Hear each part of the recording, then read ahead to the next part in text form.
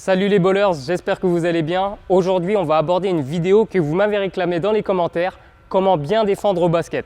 C'est parti pour défendre comme un pro.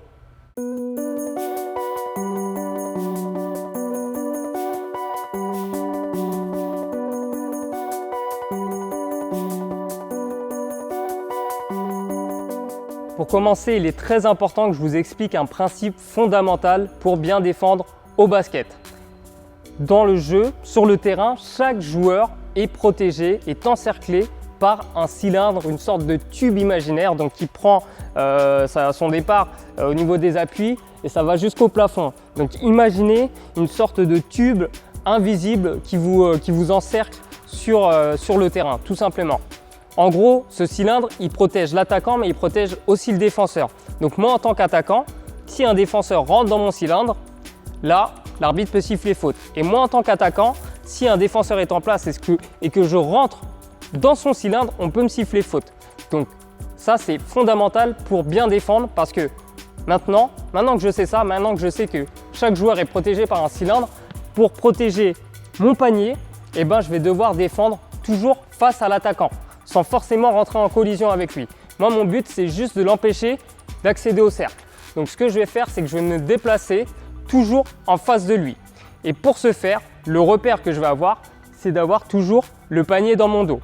Donc c'est pour ça que je vais vous montrer les positions fondamentales et techniques pour bien défendre au basket. Donc la bonne position pour défendre au basket, c'est celle-ci. Donc déjà, première étape, fléchir ses jambes. Ok, j'ai les jambes fléchies, c'est un peu comme une position de demi-squat, vous l'avez vu sur la vidéo sur la détente. Du coup, je suis fléchi, je garde le dos droit, le buste légèrement vers l'avant, mais en tout cas, je suis bien stable sur mes jambes. Pourquoi on défend de cette manière? Parce que, comme j'ai dit, on ne peut pas intervenir dans la course de l'attaquant, on ne peut pas intervenir dans le cylindre de l'attaquant. Donc par exemple, si l'attaquant passe à côté de moi, si je mets mon pied comme ça en opposition, là c'est faute. Ok? Parce que là, je rentre dans son cylindre. Je coupe sa course, je rentre dans son cylindre, c'est une obstruction. Donc pour bien défendre, moi, je dois toujours me déplacer face à lui, et avoir le panier dans mon dos. Donc du coup, en fléchissant déjà, là je couvre plus de terrain. Hop! Couvre plus de terrain. Ensuite, pourquoi? Parce que en étant fléchi, déjà, on a un centre de gravité qui est plus bas et on peut suivre du coup les mouvements de l'attaquant qui lui est avantagé et il va souvent attaquer en ayant lui-même le centre de gravité bas. Donc à ce niveau-là, je me mets limite au même niveau que l'attaquant. Donc c'est très important, on garde une position agressive. Il y a aussi le deuxième principe, c'est la position escrimeur. Donc fléchir, mais pas fléchir n'importe comment. On fléchit en orientant l'attaquant.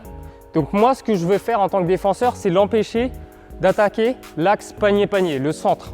Parce que là, c'est vachement dangereux. Je mets toute mon équipe en danger. Si je le laisse attaquer le centre, là, il peut tout faire. Il peut ressortir, il peut marquer. Voilà. Moi, ce que je veux faire, c'est de l'empêcher d'aller dans l'axe. Donc du coup, je vais avoir cette position. C'est comme un escrimeur en fait. Donc je suis fléchi, j'ai ma jambe en avant, un pied devant. Au niveau des mains, c'est aligné par rapport à mes jambes. Et en gros, dans cette position, si je veux aller chercher le ballon parce que le ballon est vivant, donc là, le ballon sort de son cylindre, là, je peux aller chercher le ballon. Mais par contre, je ne vais pas chercher le ballon n'importe comment. Je veux le chercher en étant toujours équilibré et en pouvant défendre. Parce que si je rate le ballon, il faut que je puisse repartir. Donc c'est pour ça qu'on va garder cette position-là et qu'on va orienter. Donc orienter, c'est pas orienter complètement comme ça, mais c'est de l'orienter à 45 degrés. Donc le corps légèrement tourné. Donc si j'ai un attaquant qui est gaucher, je l'oriente vers la droite. S'il est droitier, je l'oriente vers la gauche. Et vous voyez, j'ai le pied qui est vraiment en avant. La pointe du pied vers l'avant, l'autre vers l'extérieur. Comme ça, moi, je l'incite à aller sur le côté. Ok? Donc, tout simplement, fléchir, les bras écartés, alignés par rapport aux jambes, une orientation pour empêcher l'attaquant d'aller vers le centre. Et ensuite, on se déplace en faisant des pas. Alors, ce n'est pas des pas chassés. On veut éviter de faire des pas chassés comme ça. On va vraiment faire des petits pas pour que ce soit plus dynamique. Alors vraiment, si l'attaquant part d'un coup, là on peut éventuellement chasser. Mais il vaut mieux rester et faire des petits pas pour mieux le contrôler, tout simplement. Maintenant, je vais vous montrer comment travailler la technique en mouvement. Avant de commencer la partie entraînement, j'ai oublié de préciser un élément aussi fondamental. Je n'ai pas parlé du contre. Le contre, c'est pareil. Si je vais contrer vers l'avant comme ça, et je rentre dans le cylindre de l'attaquant. Donc quand on va chercher à contrer, on va chercher à contrer en hauteur. Ok? Ça, c'est très important. Et au niveau de la position défensive, donc j'ai parlé de la position de l'escrimeur, comme ça. Mais on a un joueur en NBA, Patrick Beverley, qui est considéré comme l'un des meilleurs défenseur de la ligue, qui lui adopte une posture qui est, selon moi, très efficace. C'est-à-dire que Patrick Beverley, il va se pencher légèrement vers l'avant. Donc au lieu d'être complètement droit, il va se pencher comme ça pour être encore plus agressif, pour aller vraiment chercher l'attaquant. Et souvent, Patrick Beverley, parfois, il est à la limite de la faute, mais en étant dans cette position-là, on est beaucoup plus agressif. On va aller chercher, on va aller vraiment agresser tout le temps l'attaquant. Donc en se déplaçant comme ça, on ne perd pas de temps en plus. On est vraiment sur ses pattes. Et c'est très compliqué pour un attaquant d'avoir un joueur qui défend comme ça. Mais le principe reste le même. Donc c'est pas parce que je vais m'avancer et d'avoir du coup la tête plus en avant que je vais aller rentrer dans le cylindre de l'attaquant. Le but, c'est de toujours rester face à lui. Et du coup, là, je suis encore plus agressif. Voilà, donc c'est possible de varier, d'aller chercher comme ça, mais la position de base qu'on apprend dans les écoles de basket, c'est d'avoir le dos droit. Je vous propose 3 entraînements, 3 exercices pour progresser en défense. Le premier, il est simple, ça va être de faire la chaise. Donc là, le but aussi, c'est de travailler physiquement. Donc on va travailler en fractionné pour se rapprocher au plus près des efforts que vous allez faire sur le terrain. Donc là, ce qu'on va faire, c'est 20 secondes d'effort, 20 secondes de repos. Ok? Donc là, j'ai mon chrono et je pars en position chaise. Donc la position chaise, évidemment, avec le micro, c'est pas très agréable. Je vais le déplacer légèrement. Hop, voilà. Donc je vais me mettre en position chaise, donc le dos contre un mur. Et donc là, vous voyez que je suis bien aligné, donc les genoux alignés aux fessiers avec un angle de 90 degrés à peu près, et idéalement. Et c'est parti, je pars pour 20 secondes. Ok, j'essaie de garder la tête droite et les mains levées comme une position basket en fait, comme si j'allais défendre.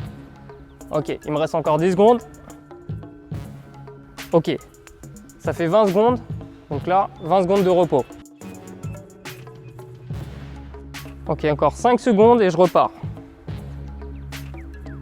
Hop, et je repars. Position chaise. Vous voyez, je fléchis.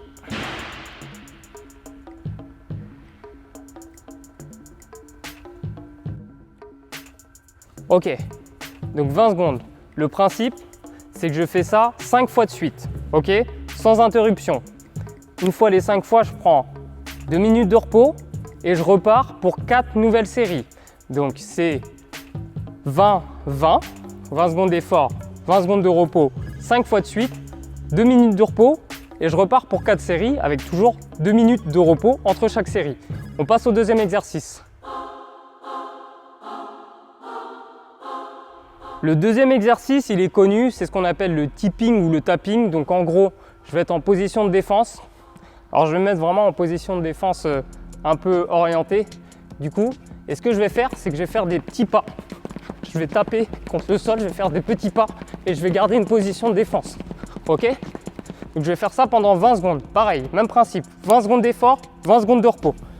Hop. Alors je vais mettre mon chrono. C'est parti.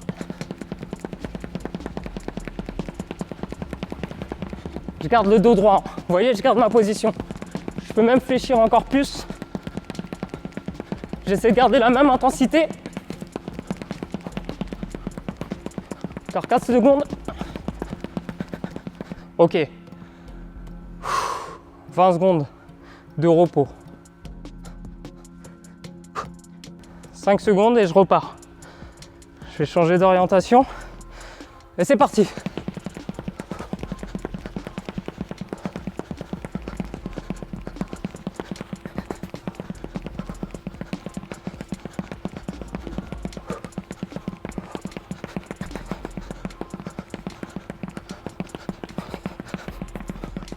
Ok, et je peux finir par un saut. Donc le saut, comme j'ai dit, de manière rectiligne. On va pas aller chercher vers l'avant, on va chercher en hauteur. 20 secondes. Donc c'est le même principe. 20 secondes d'effort, 20 secondes de repos. On fait ça 5 fois de suite, 2 minutes de repos et on repart pour 4 nouvelles séries.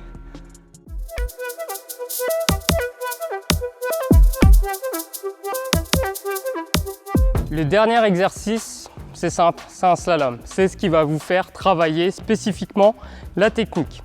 Alors là, on va oublier le panier. J'ai fait donc un circuit ici. Donc le but, c'est d'avoir son orientation. Donc là, je commence comme ça. Et je vais partir vers le plot qui est derrière moi. Donc hop, je pars. Une fois que je suis arrivé au plot, rotation, hop. Et du coup, je change de pied. Et je continue à orienter, comme si j'avais un attaquant face à moi. Hop, pareil. Voilà, j'essaie de garder le dos droit, une position toujours fléchie, et je pars. Et là, j'oriente. Ok. Je suis là. Arrivé ici, ce que je peux faire, c'est de repartir de l'autre côté, et du coup, en course arrière. Donc en course arrière,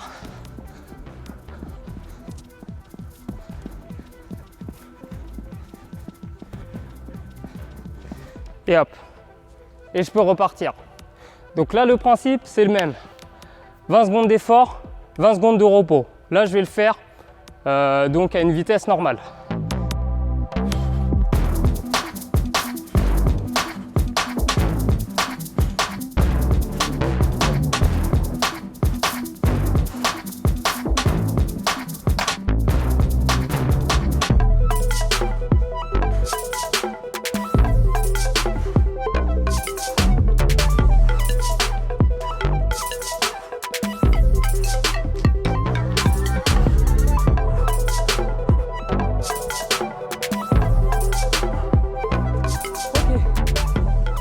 Vu que c'est compliqué de le faire en 20 secondes, donc de faire 2 allers-retours en 20 secondes, ce que vous allez faire, c'est 30 secondes d'effort, 30 secondes de repos. Vous faites ça 5 fois de suite. Au bout des 5 fois de suite, vous prenez 2 bonnes minutes de repos et vous repartez pour 4 nouvelles séries. Vous voyez, c'est quand même épuisant de faire ça.